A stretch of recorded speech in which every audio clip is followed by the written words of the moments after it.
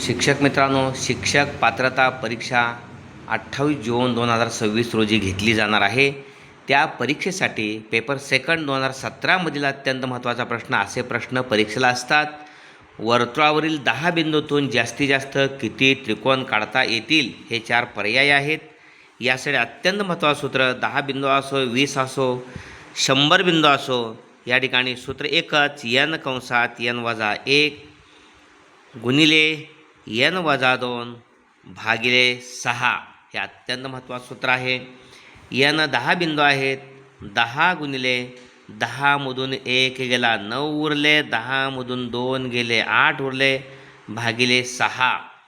2 चौक 8, 2 त्रिक 6, 3 एके 3, 3 त्रिक 9, 4 त्रिकोण 12, 12 गुणिले 10 120. एकूण 120 त्रिकोण काढता येतील. अचूक पर्याय नंबर 4 आहे. असे प्रश्न या सूत्राचा वापर करूनच सोडवा. धन्यवाद.